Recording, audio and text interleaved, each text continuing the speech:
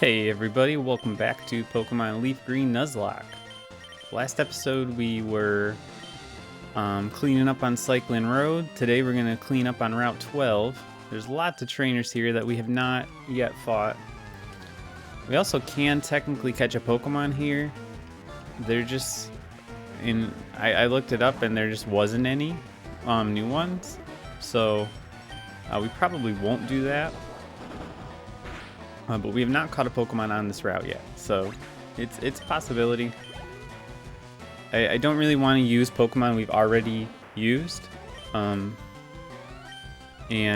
that is a problem on this route because the most common Pokemon is Bellsprout and Weepinbell, and we've already lost that. I am wondering if Tangela might be on this route, but I'm pretty sure when I looked it up, it's only on the grass south of Pallet Town, which we can get to once we learn Surf. So maybe we could go try to pick up a Tangela. Tangela is not a great Pokemon, but at least not in this gen. I like Tangela a lot more later. Oh, I didn't even realize Lumpy had immunity. Wow, that's really cool. Later, in Gen 4, Tangela gets another evolution, Tangrowth, which makes it much more useful. I've used Tangrowth several times. I really like it. But in this gen, Tangela is not too great.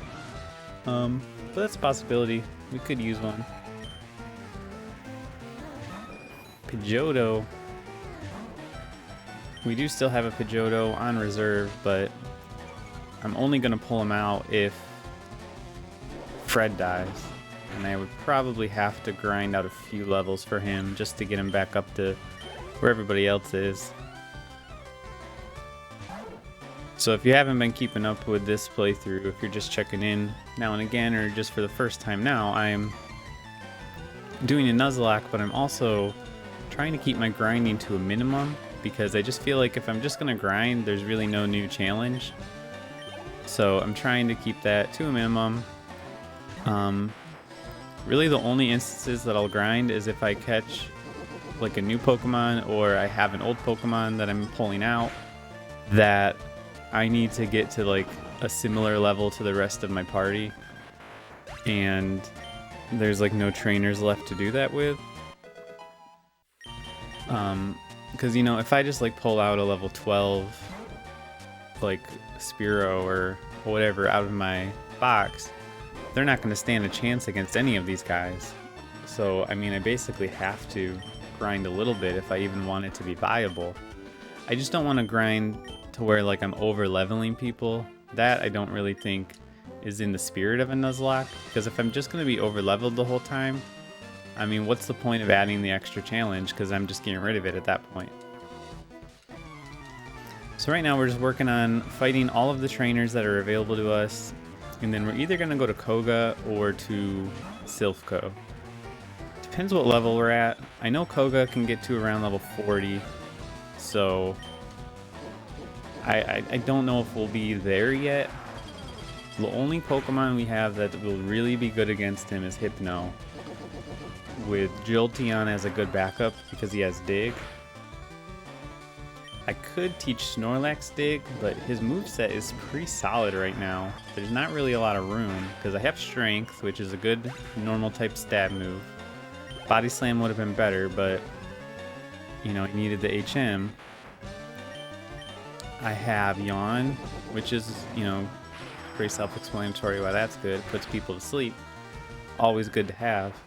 And then I have Rest and Snore, which is a good combo, because if I have low HP, I can rest to heal that HP, but then I'll be sleeping. I can still do damage if I use Snore. I haven't checked out my berries, but if I do have a lot of Chesto berries, I could get rid of Snore.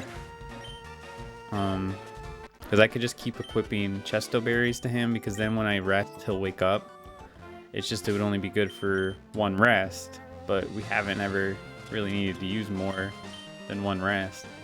We only have one Chesto berry though, so that's not a good long-term plan.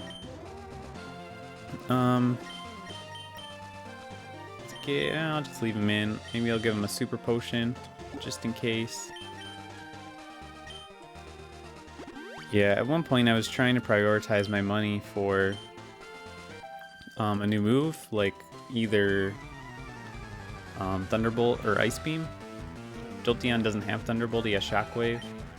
And I know I'm going to need Ice Beam on somebody eventually, otherwise Lance is going to be a big pain. But it's really hard to save money because we just need to buy a lot of like potions and stuff, otherwise we're going to have to keep going back and forth between the Pokemon Center. And I also need Pokeballs. I always have to have a lot of them because we only get one chance to catch the Pokemon in the Nuzlocke, so it's hard to keep a lot of money on hand. I also was buying some other TMs. Actually, I was thinking about buying Brick Break for Snorlax, I think. I forgot all about that. But there's just not really a good move I want to get rid of. He does have good attack, so it would be a good move to have, like for normal types, but normal types aren't really a big problem. Rattata and Raticate are pretty big problems like early game, but from now on they won't really be. Kangaskhan obviously was a big deal, but he killed our only Pokemon with Brick Break anyway, so what good did that do us? Whoops. I think that Kangaskhan we will be fighting again in Silphco. I think that's the last time though, because the third time we see Giovanni is in the 8th gym, and by that point he doesn't have Kangaskhan, I don't think. At least he didn't in like red and blue. Maybe he did in yellow. It's hard for me to remember the differences, but I think most of the Leaf Green teams are based on the red and blue teams, not the yellow teams anyway. That's been the experience from what I remember so far anyway. That was unfortunate. Don't think Fly has perfect accuracy. But that's okay, we can stand up to Ivysaur. Don't want to get hit by that sleep powder though. Oh come on, really? Did he lower our accuracy? I don't remember that happening. Or maybe somebody else did? Oh, well, no, Sweet Scent would lower our evasiveness, not his accuracy. I guess we just got unlucky. Alright. Yeah, I am changing my schedule temporarily. For anybody who keeps up with my channel regularly, I'm moving to Mondays through Fridays only. I say temporarily because, well, right now it's permanently. I mean temporarily in the sense that maybe eventually I'll go back to every day, but I have started school back up, which has taken a lot more of my time. I'm in a PhD program for math, so and also working full-time. So it's taking a lot of time, and not taking as much time as it normally would because, you know, everything is online nowadays. So I do have more time saved from like not having a commute and stuff like that, but nonetheless it's taking up more of my time than I had in the last few months when I started this channel. So I'm gonna scale it back to Monday through Friday. It makes it easier for me to get a good backlog of videos because I still usually have like one day a week where I have a bunch of free time. And I'm doing this channel and Mr. Game & Beard also. Mr. Game & Beard, we're sticking with 7 days a week. So I pretty much record for that channel like half of one day or like a full day. And I record for this channel like one day. But doing like 7 videos was getting pretty difficult in one day. Like I would usually do it, you know, I haven't missed a day really yet, but it is a lot to keep up with, especially because it's hard on my voice. So I'm gonna scale it back just a little bit to 5 days a week. Might not seem like a lot, but it actually is like a lot easier for me. because I can always fit 5 videos into one day, no problem.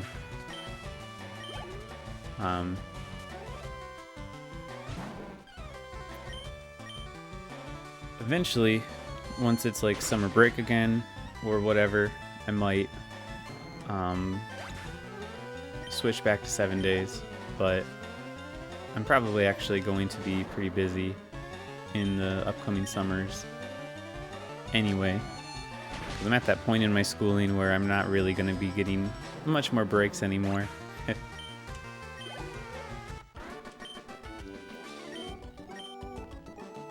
Alright.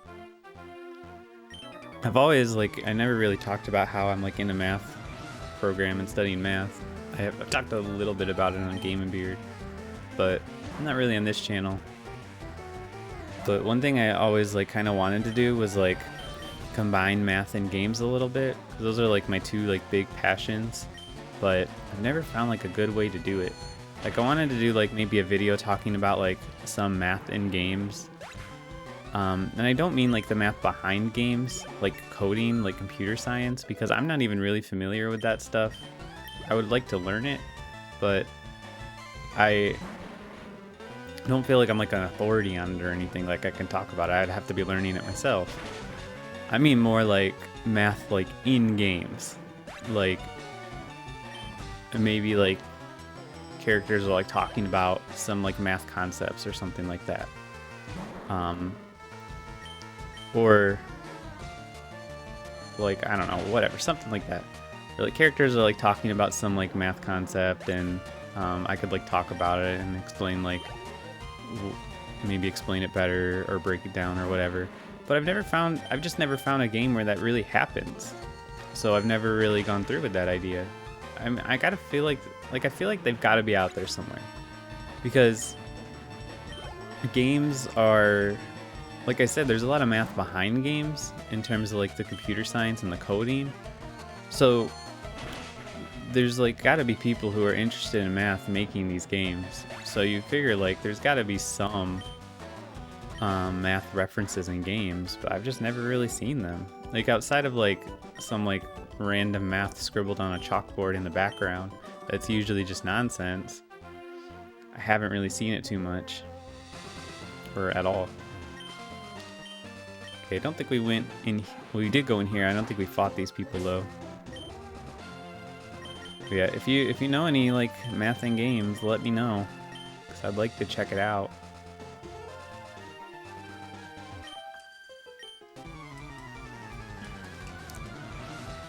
All right.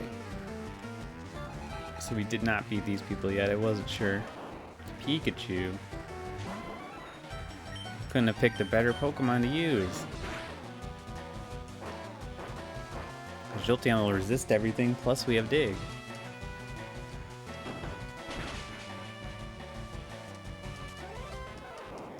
Awesome. Oh, come on, we got paralyzed. Raichu. Still pretty easy. I wish that like electric types couldn't be paralyzed. Because that's how it is with like poison types and being poisoned. Like poison types can't be poisoned. I wish that worked for electric types, and like fire types would burn. Maybe it does with fire types, I don't actually know. But I hate like how so many Pokemon have static and poison point as their abilities. Because like, I mean, you just get poisoned and paralyzed all the time in these games. It's really nice when you have it, but it sucks when they have it. Synchronize is one of my favorite abilities, because then if you get poisoned or paralyzed, so does the opponent. And then it's like, it doesn't even really matter. You're still on a level field. I think I'll just take... should probably just heal that paralyze up. One of these guys are probably going to have fighting types, so Hypno should be good with that. We don't really get a lot of double battles here. Double battles were introduced in Ruby and Sapphire, and like I was talking about on the last episode, Emerald really went crazy with them, and like the majority of battles you get a chance to do double battles. These guys actually both have fighting types. Which I had Fred. I'm just gonna try to hide, I think. And then hopefully one-shot this Hitmonlee, because he's definitely stronger. Hitmonchan's more defensive.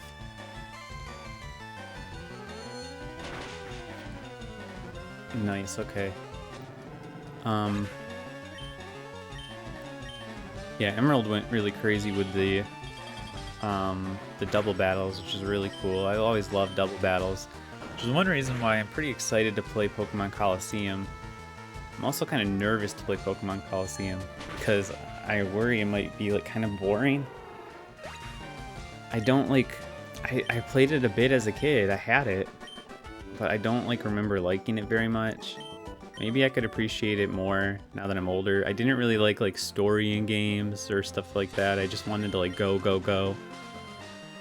And I don't think that's really how Colosseum is. So maybe now that my tastes have like changed as I've gotten older and I appreciate story more and like slow paced games a little more, maybe I'll like it more.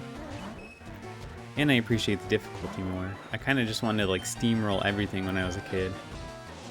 Whereas Colosseum's really not like that. You really have to take your time to like purify the Pokemon and all that. At least from what I remember. So maybe I'll appreciate it more now. I'm excited to play it because it's a very like divisive game in the Pokemon community. A lot of people say it's crap. A lot of people swear by it and think more games should be like it. Either way, I'm excited to like play it. It'll be like, it's hard for me to get like a new Pokemon experience nowadays because I've played them all so much, and that'll be a new Pokemon experience for the most part. Like I said, I played it a little bit. And it'll be like a 3D Pokemon game with like actually good animations. Whoa, that's unheard of now. I still love like the animations in Stadium. They were so good. And it really set the bar way too high because they've never reached it again. Maybe they do in Colosseum. I don't remember the animations at all in that game. I've never touched Gale of Darkness at all. So that one I'll be completely blind on. I've never even like seen footage of it or anything. Another one I've always been curious about is Battle Revolution on the Wii, because it always seemed like another like Stadium game, but I never really saw anybody talking about it, so it makes me think it must have been like maybe pretty bad. But I don't know. I would like to give it a look. Maybe I'll do like a one-off of it someday. Probably like in the very far future, like after I do Colosseum and XD Gale of Darkness and all that. Maybe if it's possible, I could like take my Gen 4 team, put it in there. I don't know. I think that's possible.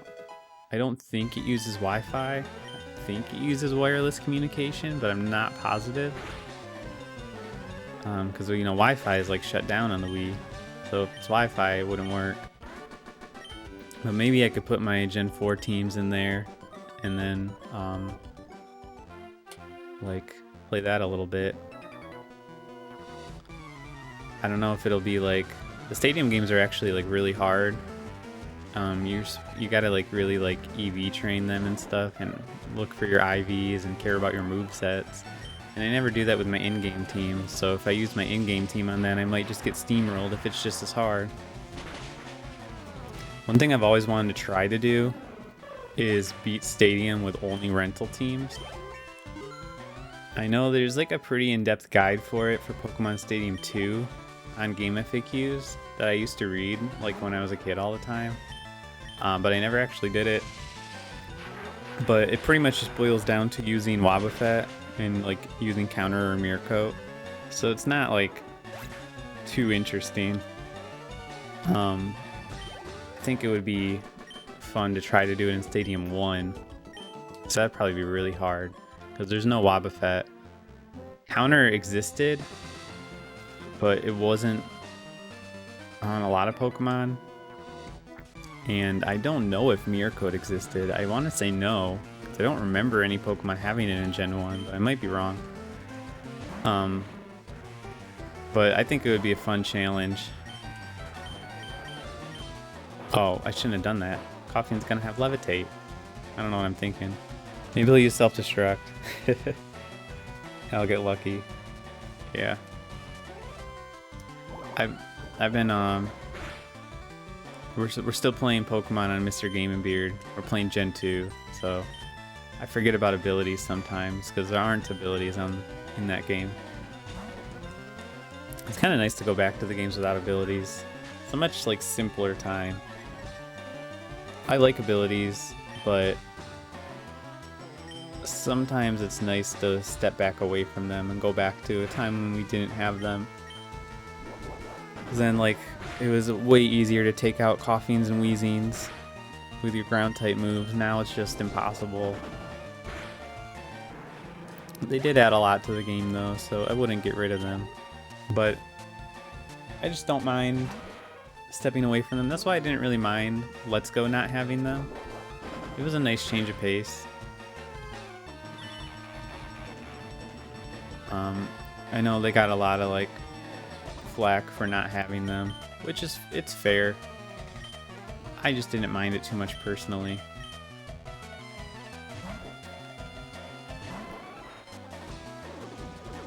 I really wish that they would make like a Let's Go Johto, because I actually really enjoyed the Let's Go games, and I'd love to see Gen 2 games get that treatment. Because I love Gen 2. I mean, I could play it like all the time, and I would never get bored of it. In the far future, I plan to eventually do a playthrough of Polished Crystal, which is like a fan ROM hack of Crystal, where a lot of the like good things about Heart Gold and Soul Silver are added into Crystal, like the physical special split and all the new evolutions, stuff like that. So I want to go through that because it's like all the good things about Heart Gold and Soul Silver with the aesthetics of Crystal. And I love the aesthetics of Heart Gold and Soul Silver. I talked last episode about how I think that's where the game's peaked graphically.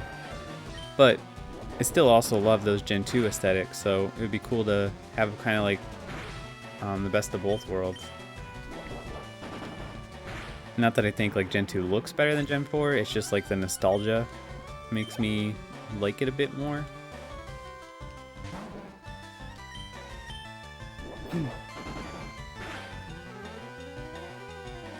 Oh man. Yeah, I would like to see the Let's Go series continue though, as like kind of like a side series. I honestly like enjoyed Let's Go Pikachu and Eevee more than I enjoyed Gen 8. Not that I didn't enjoy Gen 8, but it's just like, I don't know. There's so much like, I went into it so optimistic. Like I thought everyone was crazy for like ragging on it as much as they were, but like I was so ready to dive deep into the gen. I bought both games and I was gonna play through them like both at the same time because I was like so hyped for it, and it was like it was just such a big letdown. It wasn't even really a letdown as I was playing it. It was like more of a letdown like as I was like thinking on it when I was done. Like thinking back on it, like what did I enjoy? What did I wish was better? And it's like what did I wish was better was like pretty much everything. What did I enjoy? Very little. I would easily put it as my worst generation of Pokemon, which is really sad because going in I didn't expect that at all. I have like no desire to play them again, but I'm going to when the second DLC comes out. I played through Sword the first time, so I'm planning to like start Shield from scratch and go through it with the DLC all at once to see if like maybe it feels better with the DLC. I've heard very mixed things about the DLC. Basically what my impression boils down to is that it seems like the main story is like garbage. Like there's really it's just like the main game's like story and all the like bad parts of it, whereas like the rest of it, like the open areas and stuff, are really cool, the new legendaries. So, and I mean that's kind of how I felt about the regular game. Like the wild area really made the game. That was like the coolest thing I've seen in a Pokemon game in a long time. And it was a lot of fun. I had a lot of fun completing the Pokedex in that game. I think that and Yellow version are the only 2 Pokemon games I've like actually fully completed the Pokedex in, but I feel like it's a little bit cheating in Sword since it's only 400 instead of like the full 800 or 1000 or whatever it is.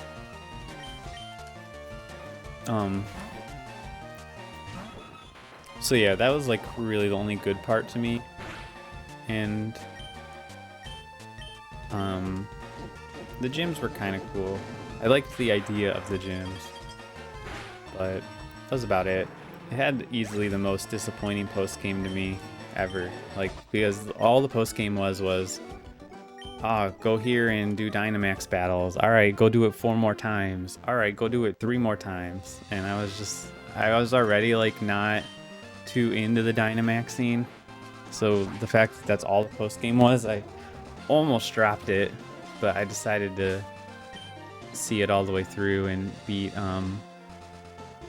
what's the guy's name? I want to say How, but I think that's Sun and Moon's rival. I don't remember the rival's name. Whatever his name was, the final battle. It's gonna drive me crazy. I want to say, is it like Hal? I don't know. I feel like it starts with an H still. I don't think there's any new Pokemon here, but we can catch one. So, thought I would maybe dabble in here for a minute. In the Johto games, like in Gen 2 and Gen 4, this grass is important because this is where you can find Chansey. I think it's the only place where you can find Chansey. I'm not gonna bother though. And it's also the only way you can get Aerodactyl, is you catch a Chansey and you do an in-game trade for the Aerodactyl.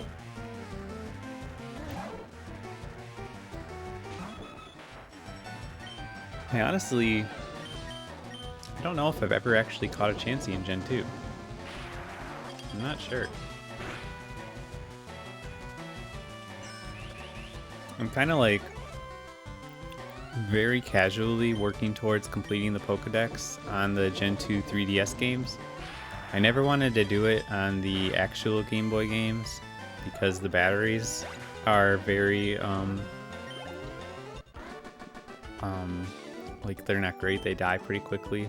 So even if I do complete it before the battery dies, the battery will eventually die.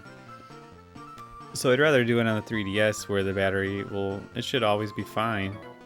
Or like the save should always be there, assuming my 3DS doesn't die, which, you know, that's a possibility. But much less of a possibility than the batteries dying. And if I complete the Pokedex on Gen 2 there, I can then transfer all the Pokemon into Bank and then into Pokemon Home for the current games.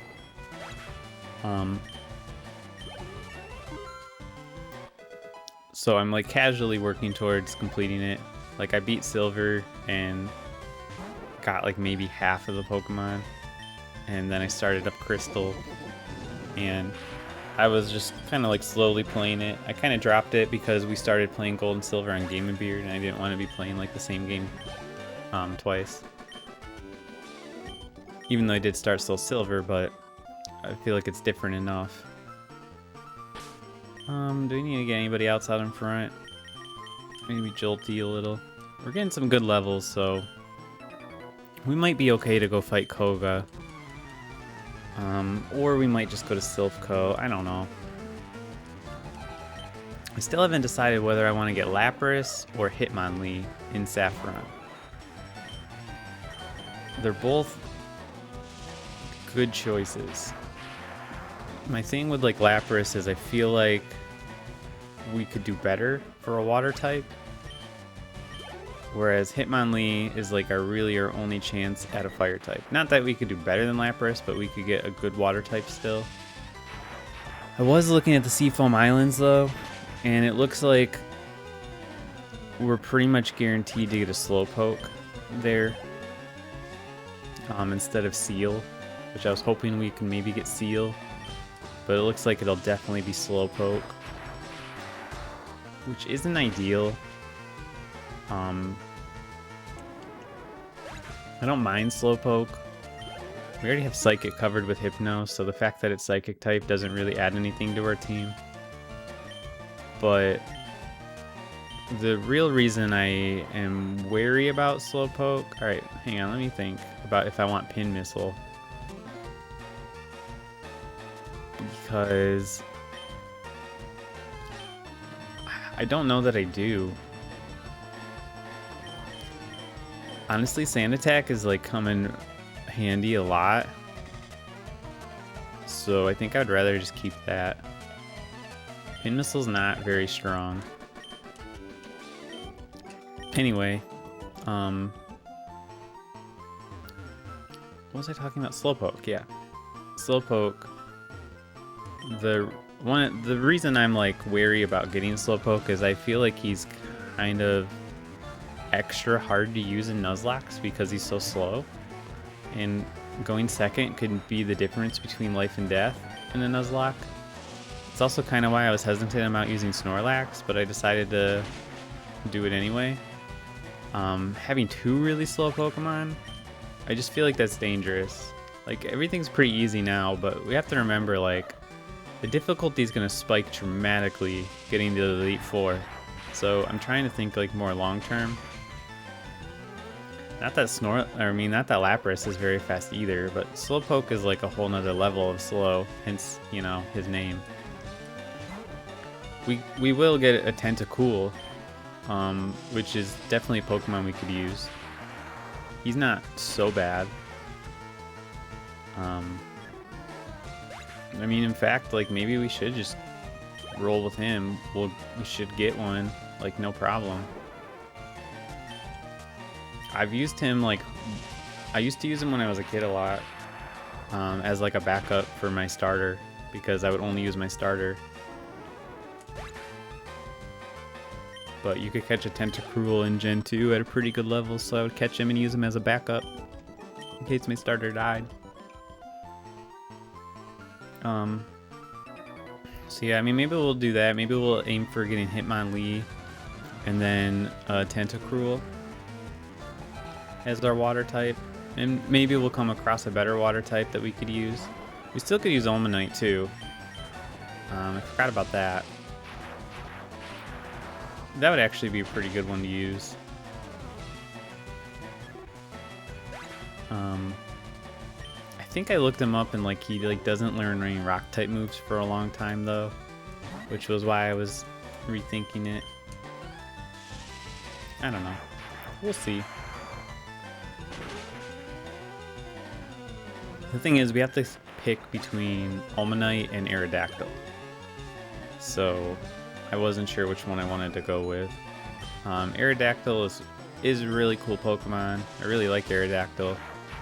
I do already have a flying type, so there's not room on the team for Aerodactyl, Hitmonlee, and Tentacruel. Could just forgo a water type completely, but that makes it hard to get around because we wouldn't have Surf. Snorlax can learn Surf, but I don't really want him to learn Surf because he doesn't have good special attack, and he also like already has a pretty decent moveset that I don't really want to replace anything on. So I don't know. These are all things I'm considering. It's also very likely somebody will just die and then a spot on the team will open up anyway.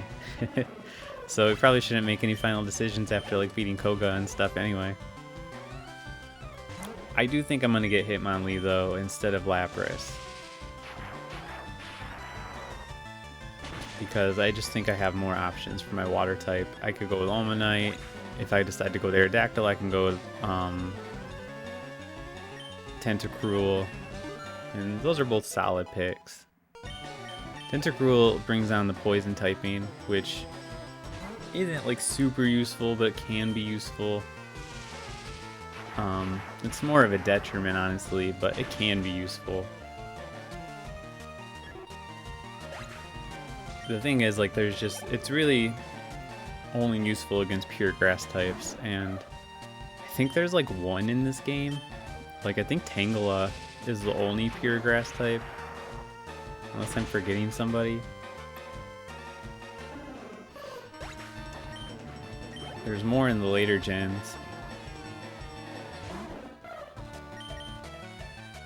Man, this guy just has like 5 Spearows. Jeez. You need to get a better team, man. Alright, well, that's all the time we have for today's episode. So next time, we just have a few more trainers here. And I'm thinking that maybe we'll go... I was talking about going to either Koga or Silphco last time. I think maybe we should go try to beat the Fighting Dojo. If that's possible. I think it's possible. I don't think Team Rocket blocks it. So I'm thinking maybe we go do the Fighting Dojo, then go to Koga, then explore the water a bit, then go to Silphco. So that's kind of the order I'm thinking of right now. So next episode should be cleaning up these trainers and then going to the Fighting Dojo. Shouldn't have a problem there. We got Hypno. We got, what's his name? Fred. So we should be okay. So I hope you guys will join me for that. Hope you enjoyed watching this episode, and I will see you on the next one. So have a great day. Bye.